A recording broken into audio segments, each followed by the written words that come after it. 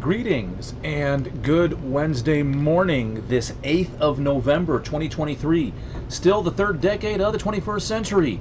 If you're new to my channel for any reason, whether on Rumble or YouTube or both, I always open with that to sort of highlight the fact that we are indeed, as a matter of fact, in the third decade of the 21st century. And I say that because depending on your age and depending on your exposure to information, many educated, learned people had made predictions on where we would be at this point in our evolution as a society as far as the third decade of the 21st century. And I always like to highlight that it is in fact the third decade of the 21st century because of what it is we are talking about, because of the issues we are dealing with. Instead of progressing like people thought we were, I feel like we're going backwards. But I digress.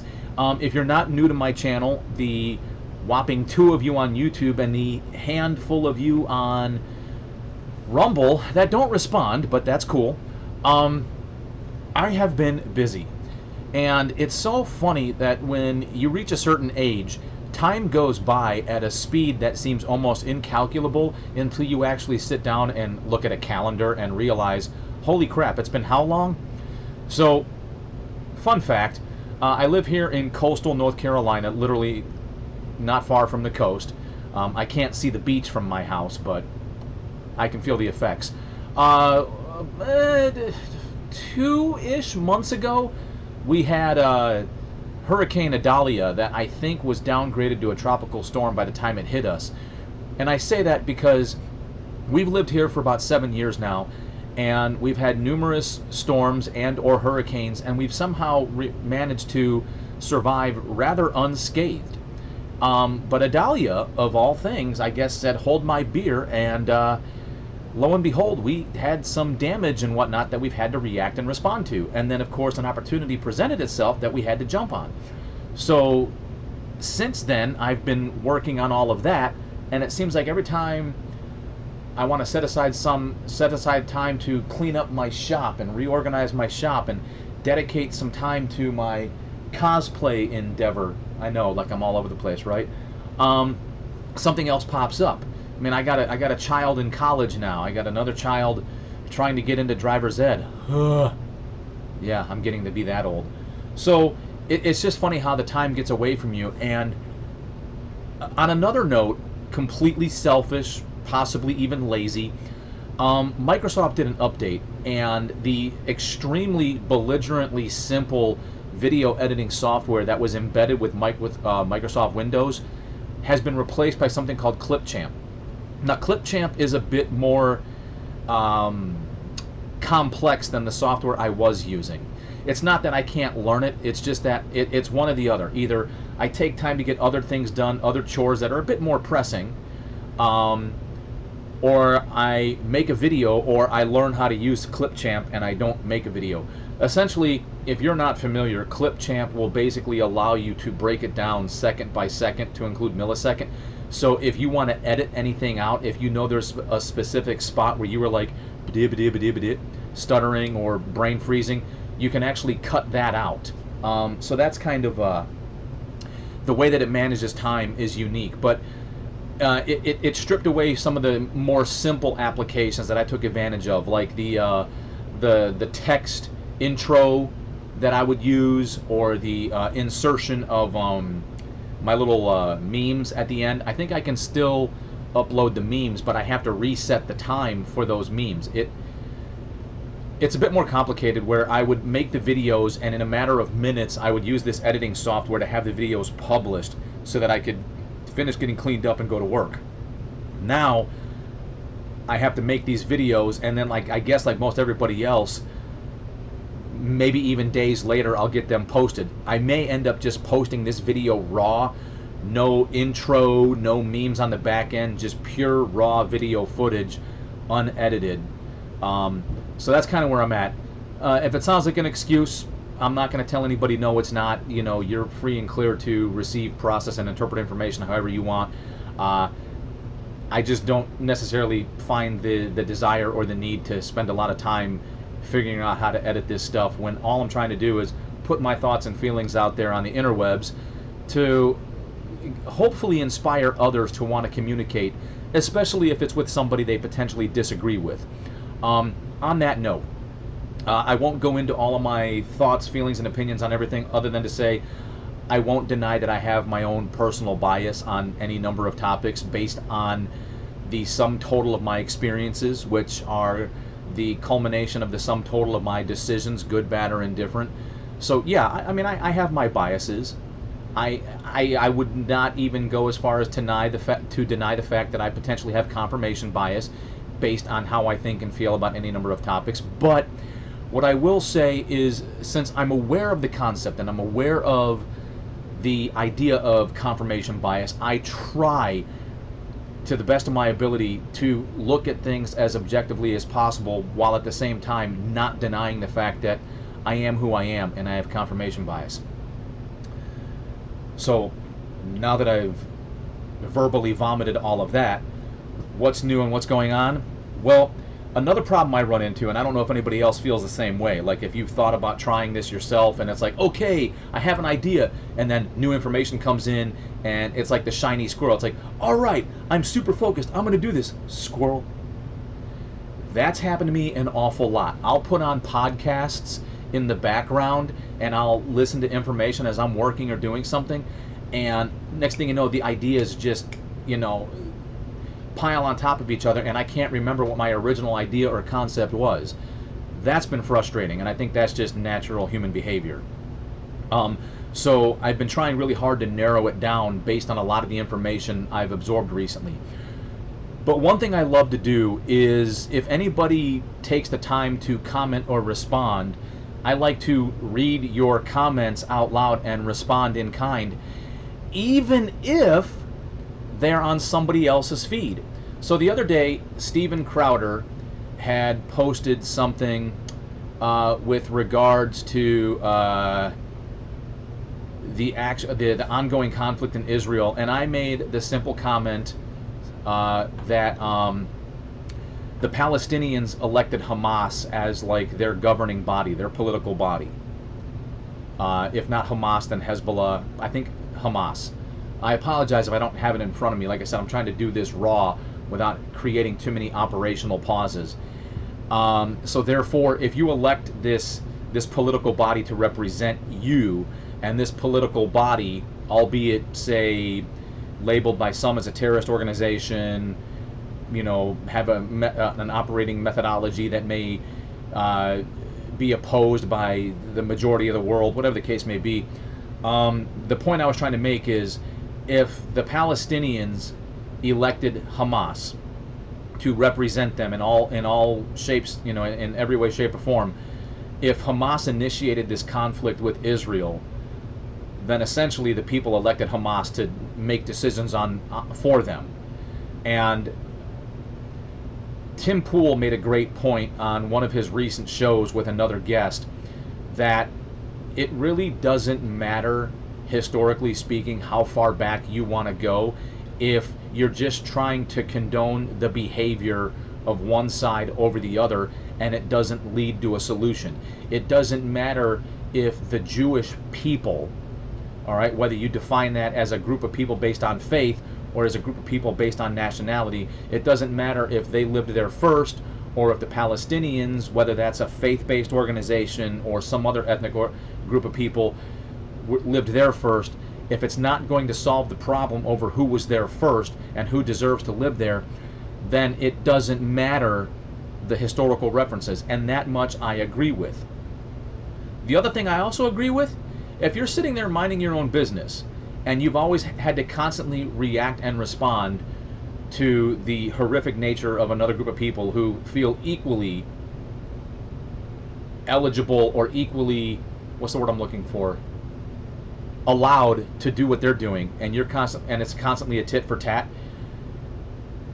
then I think in that sense of the concept, Israel has the right to respond. So my comment basically was, if you elect this group of people to act on your behalf and they knowingly go and do this, well, then you're equally culpable. If you know exactly what it is you're voting for, if you know exactly who it is you're doing business with, then you've kind of made your own bed. And I'm paraphrasing this, and this is why. The first person to comment was "commenting is dangerous." That's their moniker, and it says a government can't exist without a country. Palestine is not a country. Okay, fair point. If Palestine is not a country, if it doesn't exist as an entity by itself, and therefore they can't have a government, then fine. But all I've heard, at least all I can retain, let me say that. Let me be as objective as possible. From what I can retain is that the Palestinians elected Hamas to represent them in some way, shape, or form. Therefore, if Hamas is conducting actions, it's because the people have elected them to do so. And that's the point I was trying to make. The next comment was by the moniker Link Hawk, L-I-N-C, and then Hawk. Nice try. Israel is not a neighboring nation in relation to Gaza. It is an illegally occupying state. As such, the inhabitants of Gaza have the right to armed rebellion. Simply pointing out a recent event within a decades-long period of illegal occupation and claiming that event as initiating conflict is disingenuous at best. Linkhawk, I don't know you. I don't know your background. I don't know your affiliation. I don't know if you have any... It seems as though you're anti-Israel, pro-Gaza, pro-Palestine, which is fine. You're, theoretically, you should be free to think and feel however you want. The point that I was trying to make that may have gotten lost is if you elect a group of people to represent you and they initiate action, then you're inheriting culpability as a result. Kind of like we as Americans inherit the culpability of our elected leaders when our elected leaders make decisions. Even though we didn't make those decisions, and a lot of people would argue on our behalf, globally we inherit the decisions of our elected leadership. And that's what maybe the point was lost. I don't know how it's disingenuous. Granted, the other problem I have when I try to type a response is I don't try to type these long collegiate papers where you have to try to explain everything and provide contextual basis and reference and foundation. So perhaps you disagreed with my very short quip, so to speak. But the one that I find most interesting is the one person who responded to Linkhawk goes by the title, "Did Hitler Have a Point?" In which case they said, "Well said." So let me just provide some context to this. Link Hawk, who I don't know, could come across as very anti-Semitic. All right, one person could read this and decide for themselves this is anti-Semitic, especially when it is backed up by somebody with the title, "Did Hitler Have a Point?" saying, "Well said." Because Link Hawk, your response comes across as anti-Semitic, as in you're anti-Israel, you're pro-Hamas, pro-Gaza, pro-Palestine, whatever the case may be. I did have a biased point of view, and to a certain degree I still do, but listening to Tim Pool the other day, it made me think, well, it really doesn't matter who was there first. It really doesn't matter who threw the first stone. Ultimately, what is the most objective, most reasonable solution? Has anybody ever tried to move closer to it? And has anybody else consistently said, no, it's never enough? And I think, if I'm not mistaken, when I responded on Steven Crowder's channel, it was because he was making the point that the Israeli government has made concessions over and over again, but the people in Gaza and the people in Palestine have said it's never enough, because perhaps historically speaking, in their perception of the world, they should have all of Israel, from the river to the sea, so to speak. So essentially, I guess the point being, and kind of to Tim's point, is, okay, what is your overall goal? So Linkhawk, did Hitler have a point? What is your overall goal? Do you support, from the river to the sea, the eradication of all Jews? People of the Jewish faith, do you believe in the eradication of them? You're free to respond on my channel. I'll try to link you in the description or whatever so that you get pinged. But is that what you're suggesting? Are you suggesting that the Jews just evacuate Israel and that Israel becomes a completely Muslim nation since it's surrounded by Muslim nations? I mean, what? You've got Lebanon to the north, I think. Jordan and Syria make up a border, and I know Egypt makes a border. I'd have to look at a globe, but I know they're surrounded by Muslims, and I believe the Gazans and the Palestinians are a majority Muslim. So, I mean, I'm just kind of curious where you're going with this, because your comments in written form, without any context, without any prior knowledge of who you are, can come across a certain way, and if I choose to, I can interpret it that way. But I don't want to attribute motive to what you said. So I'll try to hit you up so that you get pinged and you have the opportunity to respond. I'm well aware of the fact that when you write, the typed word is up to the discretion of the reader to interpret your motives, to interpret your body language, and I realize that can sometimes lead to trouble. On that note, I wanted to pivot from the commenting, responding thing to, as I was trying to find something to talk about, as I was trying to figure out a point of view, a direction, I keep coming back to the same theme, which is belief. Not faith, like the faith and belief in a deity, in a monolithic, divine creature that is the Alpha and the Omega, the creator and ender of all things. What I'm referring to is when you more or less have chosen a side and you're drinking the Kool-Aid and you believe everything that supports that ideology. You believe everything that supports that point of view, and you cannot hear, you cannot see, you cannot absorb anything that contradicts that. Also referred to as confirmation bias. A while back, Patrick Bet-David had Anna Kasparian on his show, and she admitted to her bias. She admitted to where she was wrong. She admitted to her blind faith and belief in sources of information that confirmed her bias.